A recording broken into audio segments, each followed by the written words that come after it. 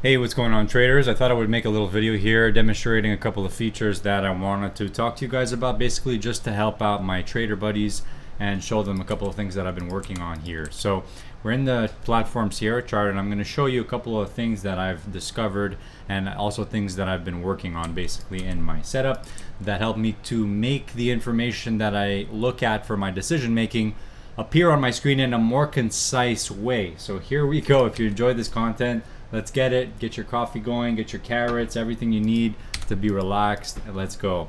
So the first thing is here, you see how I'm displaying the delta on the DOM here? So kind of like how we're used to looking at the current trades and clearing them as well.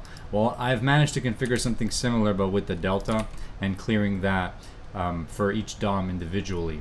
I actually think this is a very important feature because I think the delta is a great way of quickly seeing where traders are entering positions, where traders are being aggressive, where the buyers are buying the ask and being right, or where they're buying the ask and they're being wrong.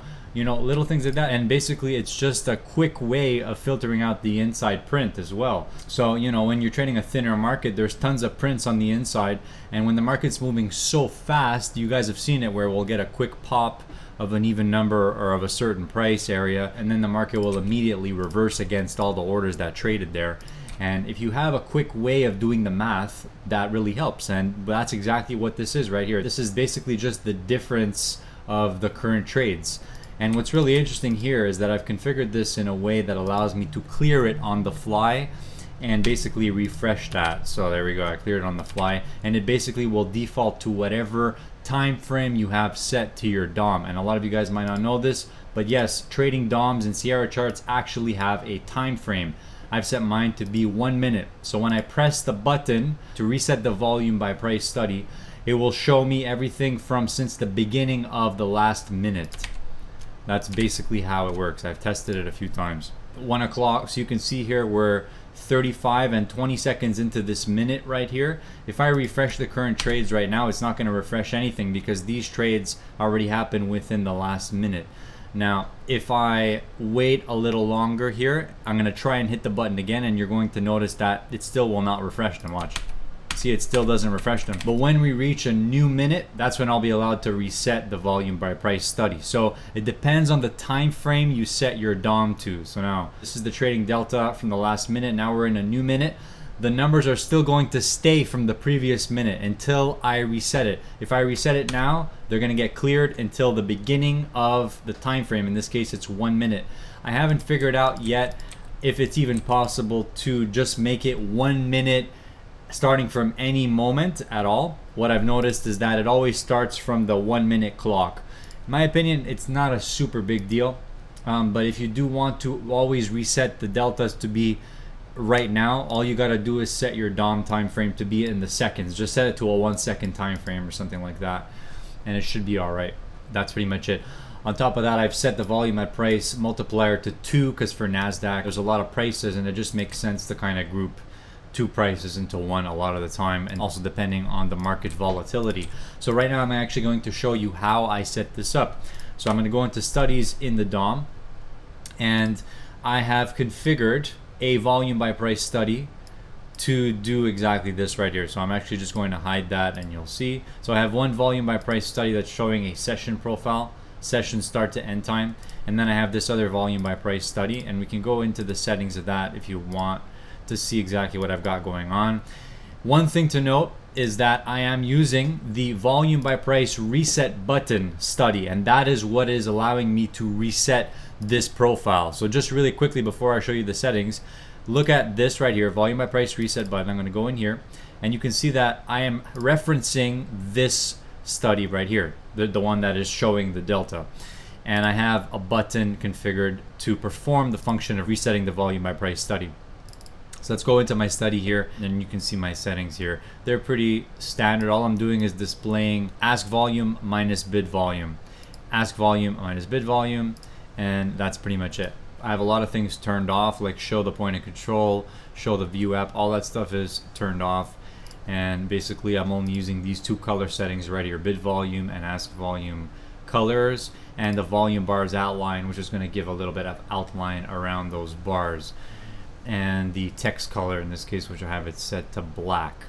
Also, I have draw study underneath the main price graph, but again, you might have to play with this. The only issue I've noticed so far here is that when I am submitting an order, my orders go above this delta profile here. So that's something that I might have to look at, if it's even possible to display the order underneath the delta. Anyhow, it's not a super big deal anyways, because I'm simply using this to inform my trading decisions.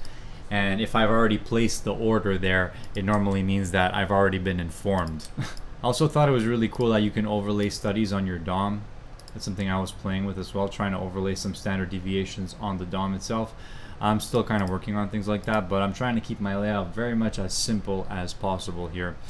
So again, that's pretty much it. You have a volume by price study and a program to reset it. Now, I sent a support ticket to Sierrachart support, and I asked them if it's possible to clear multiple profiles on different charts at the same time with one button or less, and they said no, this is not supported, but it's been tagged as a feature request, which is something I find pretty cool. So again, I'll just clear that for you right now. So you can see I can clear it on this DOM, and then to clear it on that DOM I have to click on it and then press my hotkey. Now, last thing is that this control bar button here, in order to trigger the volume by price reset button, it uses something called an ACS control bar button, and you basically have to configure that in the settings. So watch. What you essentially do is this: you go to global settings in your Sierrachart thing, then you go to customize keyboard shortcuts. It's going to be over here under custom study control bar button keyboard shortcuts. You go to whichever one you've selected in your reset volume by price study.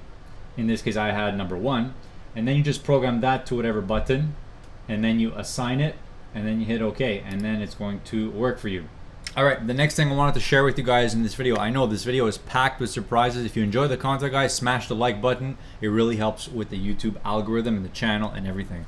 So we're going to talk about limit chase orders really quickly, and how I find this is actually a pretty game-changing feature if you trade in thinner markets. Now, not limit chase orders, but to be even more specific, it's the limit touch chase order. So what a limit chase order is, first of all, it's that when you submit it, if the market moves against your limit order, the limit order will move to chase the price of the market.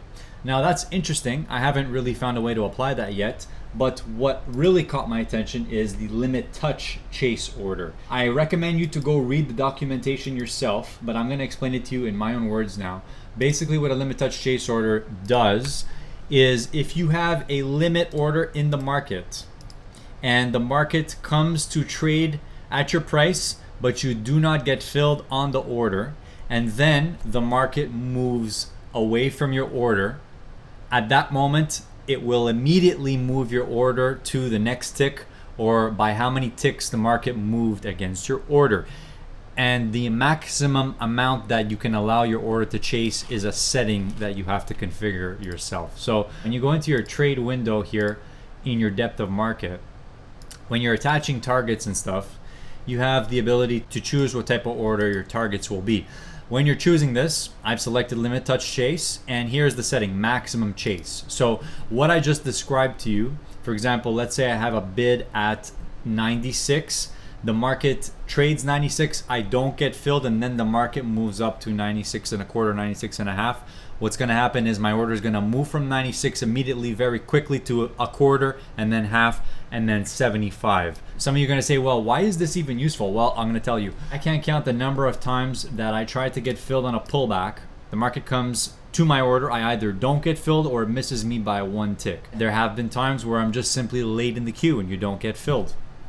And this can also work for a thicker market if you have a certain type of strategy like that. But I would be careful with the chase in a thicker market. Probably you don't want it more than 1 tick. It's also happened to me when I'm trying to scratch a trade. This is a big one. So let's say I'm long at 96 and something, and I know that if the market is going below this area, 94, 93, and I'm starting to hear 94 on the offer on a down tick, I'm going to look to scratch my trade. And oftentimes when you're in a bad trade and you know it and the market knows it too, you might have a hard time getting filled. And you can experience these types of scenarios where your price gets traded, your order doesn't get filled. If you have a limit touch chase order in this case, your order will be more aggressive to get you out of that trade for the scratch. So that's why I find this is pretty much a game-changing feature right here. So you can see I've been filled, I'm offside by a point now, and let's see what we can do here if I can move my order. I got filled on a scratch there, but that's because the market's not moving. But in the case where the market is moving, I do believe this is going to be a slightly game-changing feature, at least for my own discretionary trading style. So guys, do your research on that. And the last thing is here, there's no actual way to make your default order a limit touch chase order, but I did find a way, again, by talking with Sierrachart support. The easiest way to do this is to configure the limit touch chase orders in your right click option when you click on the left side of your DOM. And the way you do that is really easy. All right, so here's how you do it. You go to your global Sierrachart window, global settings, chart trade menu. Got it? And in here, you're going to be able to add custom order types and get them onto your DOM. So that's the quickest way. So I've got those two in there. So what I essentially do at this point is I right click on the left side of my DOM where I want to place a limit buy order or a limit sell order, and then I click there, and now my parent order is going to be a limit touch chase order.